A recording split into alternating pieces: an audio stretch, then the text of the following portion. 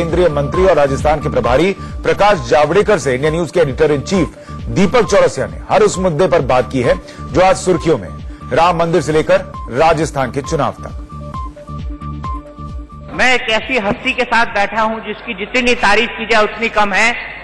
हर role के ये master हैं, चाहे एजुकेशन हो, चाहे राजनीति हो, चाहे राजनीति विज्ञान हो, चाहे प्रवक्ता का पद हो। प्रकाश जावड़ेकर जी को जितने पद मिले हैं उन्होंने सभी के साथ न्याय किया है और अब एक नई जिम्मेदारी के साथ ये राजस्थान के प्रभारी बने हैं। प्रकाश जी, शिक्षा मंत्री से राजस्थान का प्रभार कितना मुश्किल है या कितना अटपटा है? नहीं, शिक्षा के साथ हाँ, तो शिक्षा के साथ राजस्थान का प्रभार देखो, हमारे भी 2-3 रोल होते हैं। एक है सरकार में मंत्री है तो वो काम करे, और यहां मैं रहता हूं तो भी मैं सुबह 1-2 घंटे ऑफिस का सारा काम हमारे ऑफिसर्स के साथ टेलीकॉन्फ्रेंस, वीडियो कॉन्फ्रेंस ये सब करता हूं। फाइलें सब आते हैं, मैं साइन करता हूं। आज के दिन में मेरे पास कोई भी फाइल पेंडिंग नहीं है, सारे लेटर्स आते हैं वो भी देखता हूं। तो सारा काम करता हूं 2 घंटे, और बाकी फिर सारा दिन भर ये करता हूं रात तक। तो ये आनंद है क्योंकि ये पार्टी ने दी हुई जिम्मेवारी है, इसका महत्व है, और पार्टी ने दिया हुआ है। लोगों को लगता है ये बहुत बड़ा चैलेंज है, लेकिन राजस्थान में मैं 2003 के चुनाव में भी था, जब वसुंधरा जी को पहली दफा हमने लाया यहाँ। फिर 2008 में भी मैं थोड़े ही समय आके गया, 2013 में थोड़ा सा आके गया, और बहुत सारा काम करने का मौका मिला। तो मुझे राजस्थान का पहचान है, और मैं निश्चित रूप से हमें सब कार्यकर्ता, सारी हमारी टीम, इसके साथ जिस तरह से अभी यूनाइटेड शो दिख रहा है और है भी, तो वैसे ही पूरा यूनाइटेड शो से एकजुट टीम ये हम फतेह करेंगे। और फिर एक बार भाजपा सरकार, भाजपा फिर से, यही नारा लेकर हम जा रहे हैं और यही साबित करेंगे। प्रकाश जावड़ेकर जी, दूसरे मुद्दे की तरफ चलता हूं। संसद का सत्र आने वाला है, सभी सांसदों को व्हिप जारी किया गया है। क्या सरकार के मन में बिल लाने का कोई विचार है कि अयोध्या पर बिल लेकर आए और कानूनी तौर पर वहां मंदिर बनाए? देखो, पहले तो वहां मंदिर है ही। मैं उस मंदिर की बात नहीं कर रहा हूं, मैं भव्य मंदिर की बात कर रहा हूं। तो भव्य बनाना केवल बाकी है। तो भारतीय जनता पार्टी की सदा इच्छा रही है, भूमिका रही है, कमिटमेंट रही है कि वहां भव्य मंदिर बनना चाहिए और बनेगा। और इसको अब कांग्रेस कटघरे में है, क्योंकि कांग्रेस अभी रिसेंटली अचानक उनको हिंदुत्व के मुद्दे याद आने लगे, वो मंदिर परिक्रमा करने लगे, वो गाय, गो भक्ति, गोमूत्र, गोबर, इसकी सबकी चर्चा करने लगे, वो ऑर्गेनिक फार्म की बात करने लगे, वो बाकी जगह भी हिंदुत्व का, सॉफ्ट हिंदुत्व की बात करने लगे। तो ये क्या है? ये अगर है तो फिर मंदिर का अगर विषय कभी भी आएगा तो उनका सपोर्ट तो अब निश्चित हो गया। नहीं, वो तो ठीक है, लेकिन मेरा सवाल दूसरा है और आप उसकी गंभीरता को समझ भी रहे हैं। मेरा सवाल सिर्फ इतना है, बिल लाने का या अध्यादेश लाने का विचार सरकार के मन में है या सरकार इस पर विचार कर रही है? ऐसा है, अभी सुप्रीम कोर्ट में मामला है। हमारी भूमिका आपको दीपक जी पहले से पता है कि या तो कोर्ट से या तो आपसी सहमति से इस प्रश्न का उत्तर खोजा जाए, ये बीजेपी की हमेशा भूमिका रही है। और आज भी हम मानते हैं, डेट है जनवरी में, डेट जल्दी सुनवाई होके उसका निर्णय हो, ताकि भव्य राम मंदिर का मार्ग प्रशस्त बने। और उसके बाद ही बाकी जो विकल्प की आप चर्चा कर रहे हैं वो आज कहाँ है? आज तो हम प्रतीक्षा कर रहे हैं कि न्याय वही मिलेगा और जल्दी मिलेगा। मतलब मैं ये मान के चलूं कि सरकार के मन में अभी बिल लाने का या अध्यादेश लाने का कोई मसला नहीं है? आज तो मैंने बताया जो स्थिति है। मैं दूसरा एक सवाल पूछता हूं, थोड़ा घुमा के पूछता हूं, क्योंकि आप सवाल से बच रहे हैं। राकेश सिन्हा जी, जो कि बीजेपी के एक सांसद हैं, वो एक प्रस्ताव लेकर आ रहे हैं, प्राइवेट मेंबर बिल लेकर आ रहे हैं। क्या सरकार उस बिल के समर्थन में होगी राज्यसभा में? देखो, प्राइवेट मेंबर बिल ऐसा ही नहीं लगता, उसका लॉटरी निकलता है। लॉटरी निकलने में उसका नंबर आता है तो उनका बिल लगता है। तो ये प्रक्रिया जब तक हुई नहीं तब तक हम ऐसी बातें करने का कोई मतलब नहीं है। मतलब आप इस सवाल से डक कर रहे हैं? नहीं, डक नहीं कर रहा हूं, मैं इस सवाल को सीधा उत्तर दे रहा हूं। और भी कुछ सांसदों ने कहा है कि हम प्राइवेट मेंबर बिल लाएंगे। अगर ऐसा कोई प्राइवेट मेंबर बिल आता है, चलिए मैं मान लेता हूं हाइपोथेटिकली सदन के अंदर ये प्राइवेट मेंबर बिल आ जाता है, तो क्या सरकार इसका समर्थन करेगी? ऐसा है, मैंने कहा हमारी भूमिका हमेशा भारतीय जनता पार्टी की रही है कि वहां भव्य मंदिर बनना चाहिए। जो मंदिर है वो मेकशिफ्ट में है, उसके जगह भव्य मंदिर बनना चाहिए। लेकिन कैसे बने तो हमने बताया है कि सुप्रीम कोर्ट से निर्णय जल्दी मिलेगा, यह हमारी अपेक्षा है। अगर नहीं होती तो क्या करना, यह अभी बताना जरा मुश्किल नहीं है। तो उन्होंने कहा अच्छा हिंदू नहीं चाहेगा कि जहां बाबरी मस्जिद थी वहां मंदिर बने, ऐसा अजीब तर्क दिया। इसके कारण देश भर में कांग्रेस की थू-थू हुई। अब वो बोल भी नहीं पाते कि मंदिर वहां बनना चाहिए, और वो बोल नहीं पाते कि जो शशि थरूर ने कहा सही है। तो हमने इसीलिए राहुल गांधी और सोनिया गांधी जी से सवाल पूछा कि आपकी राय क्या है, कांग्रेस की राय क्या है। कांग्रेस की राय वही है जो थरूर बोला है, और इसलिए कांग्रेस की मंशा राम मंदिर का विरोध करना। जितने भी डेवलपमेंट हुए उसको देखने के बाद आपको क्या लगा फैसला सही था? क्योंकि राज्यपाल ने जो वो एक परिस्थिति के बाद किया जब महबूबा मुफ्ती सरकार को बने थे, वो एक अनहोली अलायंस, वो अनहोली अलायंस आपके और पीडीपी के बीच भी हुआ था। आज कांग्रेस वाले कुछ भी कहे कि हमारी सरकार हो रही है थी और इन्होंने मना किया।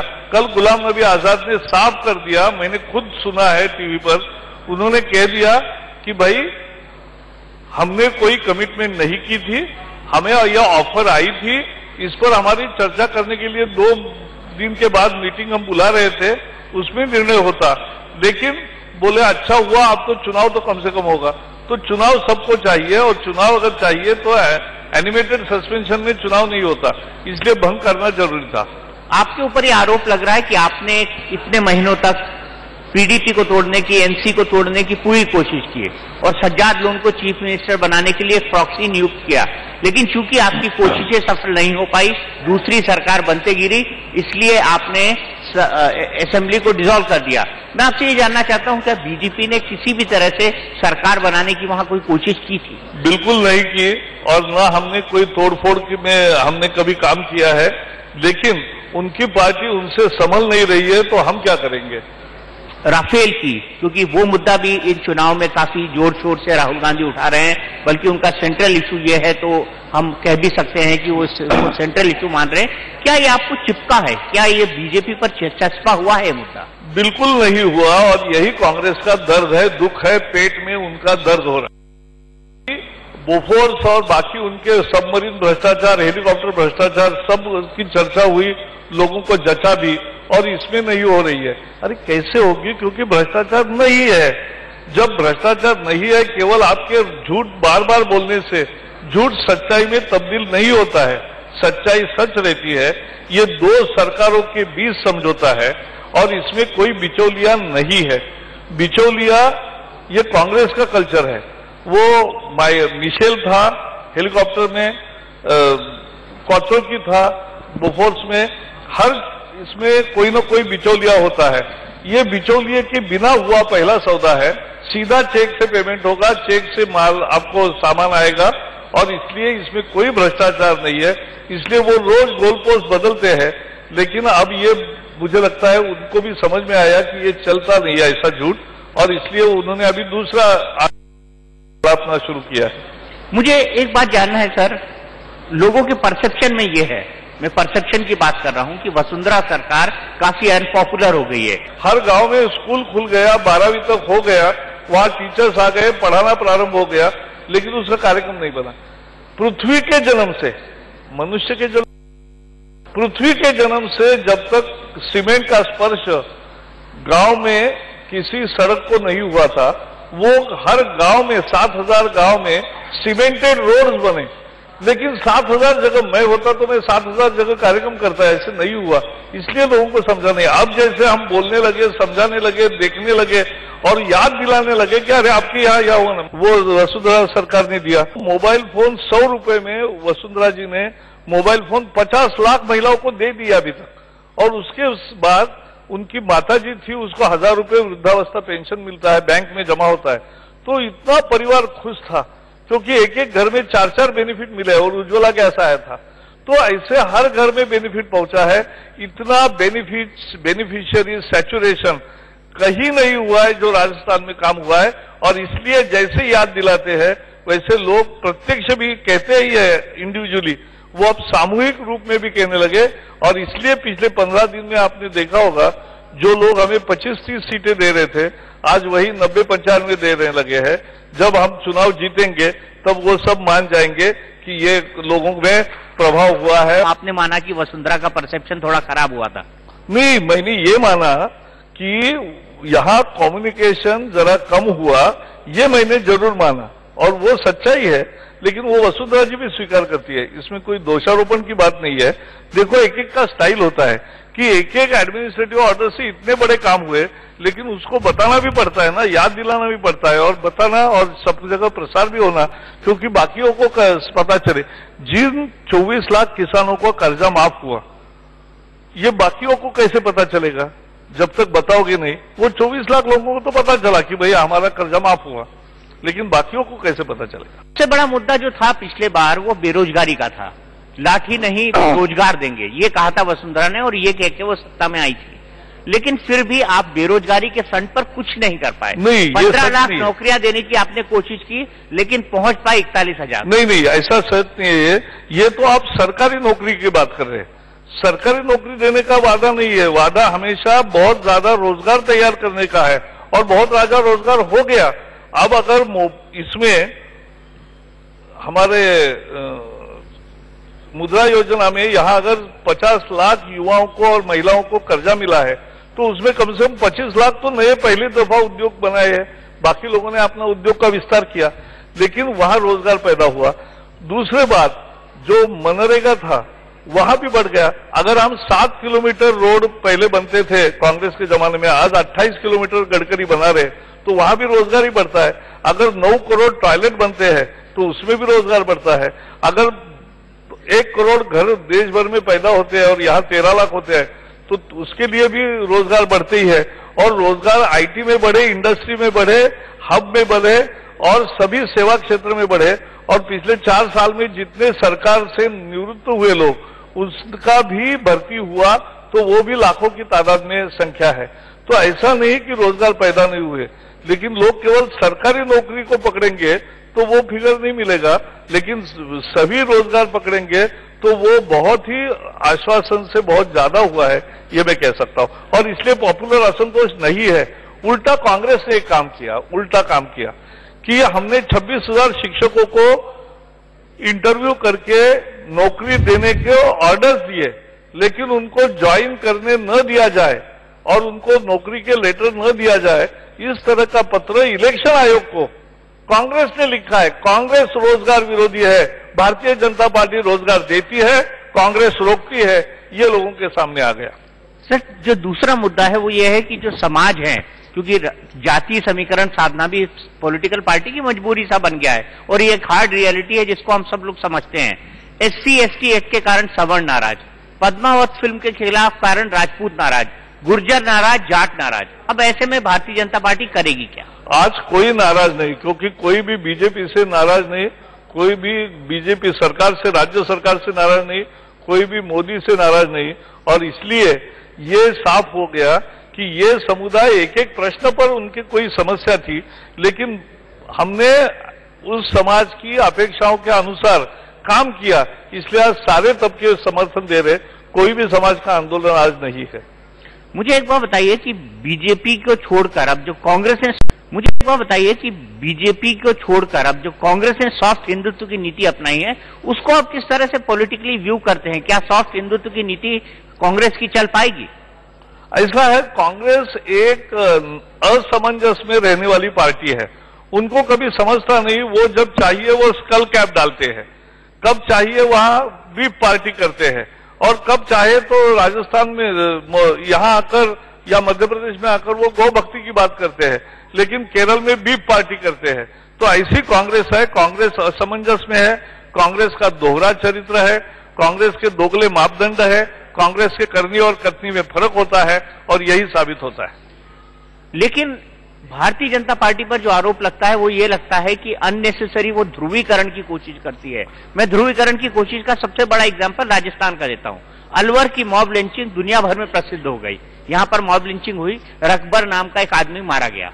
मुझे आप ये बताइए कि आखिरकार ऐसे मुद्दे भारतीय जनता पार्टी की सरकारों में ही क्यों उठते हैं और क्यों इस तरह के ध्रुवीकरण की कोशिश की जाती है? दीपक जी, यहाँ आप थोड़े गलत हो रहे हो कि केरल में भी मॉब लिंचिंग हुआ, तमिलनाडु में भी हुआ, आंध्र में भी हुआ, आसाम में भी हुआ, बंगाल में भी हुआ। मैं इसलिए बोल रहा था क्योंकि अलवर का जो मामला मैं बता रहा हूँ, प्रसिद्ध और इसमें जो 80 घटनाएं देश भर में हुई उसमें एक समुदाय के ही लोग थे, ये नहीं है, सभी मजहब के लोग थे दुर्भाग्य से। और ये दुर्भाग्य, कोई भी मॉब लिंचिंग की घटना जितना निषेध किया जाए, भर्त्सना की जाए, कम है। और उसमें राजस्थान में एक अच्छा काम हुआ है कि जैसे ही गुनाह हुए वो गुनहगारों को तुरंत पकड़ा गया और वो अब सजा के लाइन में खड़े हैं, उनको जल्दी सजा मिलेगी। मुझे एक बार बताइए कि क्या कारण है कि बागी जो हैं वो भारतीय जनता पार्टी और कांग्रेस दोनों के लिए परेशानी बने हुए हैं। 17, 18, 19 बागी अभी भी मैदान के अंदर हैं। नहीं, लेकिन हमारे लगभग सभी प्रमुख जो बागी उम्मीदवार बने थे उन सबने पार्टी के हित में वापस लिया, उसमें हमें बहुत सफलता मिली। अब जो है बचे उनको पार्टी से निकाल देंगे और उनका कोई आधार नहीं रहेगा, ये उनको पता चलेगा। देखो, बीजेपी पार्टी पहले से ही पार्टी को लोग वोट देते हैं, व्यक्ति को बाद में देखते हैं। तो कमल का फूल को वोट देते हैं, व्यक्ति को बाद में सोचते हैं, और इसलिए ये लड़ाई हमारे पक्ष में है। कांग्रेस की सरदर्द है, उस पर मैं टिप्पणी नहीं करना चाहूंगा। एक बात आपसे जानना चाहता हूं जावड़ेकर जी, अगर हम किसानों की बात करें, राजस्थान के अंदर लहसुन की फसल के कारण किसानों ने आत्महत्या की, आखिरकार ये नौबत क्यों आई? क्योंकि आप तो एमएसपी भी दे रहे थे, बाकी चीजें भी ऐसा है, मैं बताता हूं। पहले तो लहसुन की एमएसपी नहीं होती है अपने पूरे स्कीम में। जो कांग्रेस के जमाने से चली आ रही स्कीम है उसमें लहसुन का नहीं है। हमने नए नए चीजों का समावेश किया है, तो सोयाबीन से लेकर सभी फसलों को देते हैं। लेकिन एक चीज का बहुत ज्यादा उत्पादन हो और साइमल्टेनियसली दुनिया में ज्यादा उत्पादन हो तो प्रॉब्लम होता है। लेकिन अभी इसके लिए जो इंपोर्ट ड्यूटी बैठानी थी वो भी सरकार ने लागू किया, और जहां निर्यात को आयात को पाबंदी लगाने की बात होती है वो इंपोर्ट ड्यूटी बढ़ाकर ही होते हैं। सोयाबीन के दाम इसीलिए बढ़ गए, बाकी फसलों के बढ़ गए, और इसलिए लहसुन के किसानों को भी न्याय मिलेगा। लेकिन अपने यहाँ एक प्रॉब्लम हमेशा रहेगा कि आप हर एक कोई आजाद है कि क्या फसल लाए, और कोई भी फसल लाएगा तो कितनी फसल होगी इसका कोई पहले अंदाज नहीं करता।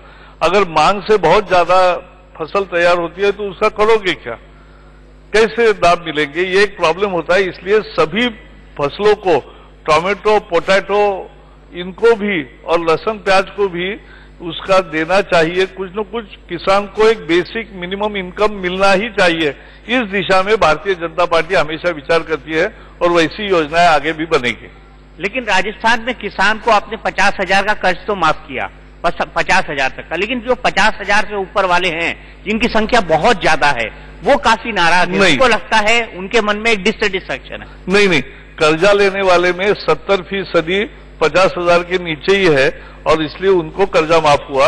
अब 30% का नहीं हुआ है। इंशाअल्लाह अच्छा जैसे वक्त आएगा तो उनको कर्जा माफी मांगने की जरूरत नहीं रहेगी, क्योंकि उनको दाम अच्छा मिलेगा, वही खुद अपना कर्जा चुकाएंगे, ये भी हमें विश्वास है। तो मतलब आप कांग्रेस की तरह ये वादा नहीं कर रहे हैं कि आप कर्ज माफ करेंगे? नहीं, हम तो वादा नहीं, हमने काम करके दिखाया, हमने कर्जा माफ करके दिखाया। और भी करना पड़ा तो वो तो सरकार करती है, हमारा घोषणा पत्र आएगा तब देखते रहिए। दूसरी बात मैं आपसे जानना चाहता हूं, मानवेंद्र सिंह भारतीय जनता पार्टी के सिपाही थे, उनके पिता ने बागी होकर चुनाव लड़ा, अब वो बागी हो गए हैं, वसुंधरा राज्य के लिए मुसीबत बन रहे हैं। वसुंधरा राज्य के लिए कितनी बड़ी मुसीबत बन पाएंगे वो? नहीं, बिल्कुल मुसीबत नहीं है, लेकिन एक सच्चाई है कि कांग्रेस ने उनको बलि का बकरा बनाया, क्योंकि ये हमें समझना चाहिए कि मानवेंद्र जी को और जसवंत जी हमारे सीनियर नेता थे, उनको पार्टी ने क्या कुछ नहीं दिया। 3-3, 4-4 बार राज्यसभा में आए, 5 बार 2 बार लोकसभा में आए, बाकी जगह वो विदेश मंत्री भी रहे, रक्षा मंत्री भी रहे, वित्त मंत्री भी रहे, तो सभी पदों पर भी रहे, प्रमुख नेताओं में हमेशा रहे। और उनके साथ साथ, लेकिन आज उनके साथ एक हादसा हो गया और वो आज बीमार है, तो उनकी भी उसके लिए जो करना है वो पार्टी ने किया, लेकिन वो पहले बागी हो चुके थे और तभी से मानवेंद्र 4.5 साल से पार्टी में नहीं थे, तो आज केवल उन्होंने औपचारिक घोषणा की, बाकी कुछ नहीं। क्या आपको लगता है कि सचिन पायलट को यूनुस खान चुनौती दे पाएंगे? बिल्कुल देंगे और पटकाएंगे भी, पटकनी भी देंगे, क्योंकि ये आप समझ लीजिए कि पूरा जैसे राहुल गांधी के मन में है कि सचिन पायलट को ही चेहरा बनाए, लेकिन हिम्मत नहीं हो रही है क्योंकि उनको मालूम है राजस्थान में परिणाम क्या होगा और गहलोत की नाराजगी कितनी महंगी पड़ सकती है ये भी उनको मालूम है, इसलिए वो दोनों को लड़ा रहे। लेकिन अभी प्रत्यक्ष जब चुनाव होगा तब सचिन पहले भी लोकसभा में हारा, अब भी विधानसभा में हारेगा, ये निश्चित होने वाला है। खैर, इसके लिए आपको अग्रिम शुभकामनाएं ही दे सकता हूं, मैं उससे ज्यादा कुछ नहीं कर सकता। मैं आपसे ये जानना चाहता हूं कि राजस्थान में पिछले 5 सालों के दौरान जो काम हुआ उसका प्रचार और प्रसार क्यों नहीं हो पाया? क्या कारण थे? क्या फेल्यूर थी पार्टी के? नहीं, इसमें पार्टी का फेल्यूर भी थोड़ा है, लेकिन मूल प्रश्न था कि सरकार ने भी इस दिशा में नहीं सोचा। लेकिन अब ये लोगों को प्रत्यक्ष बेनिफिट मिला है और पिछले 2-3 महीने से हमने जिस तरह से प्रचार जोरदार किया है तो उससे वो ज्यादा लोगों के ध्यान में आ रहा है और इससे प्रत्यक्ष बेनिफिट मिला है। वो कभी कृतज्ञ नहीं होता, वो समझता है कि इसके कारण हमें मिला है, क्या क्या लाभ मिला है और वो उसकी भरपाई मतदान के रूप में निश्चित करता है। चलिए प्रकाश जावड़ेकर, बहुत बहुत अच्छा, आपने हमसे बात बहुत बहुत धन्यवाद, आपका बहुत बहुत शुक्रिया। केंद्रीय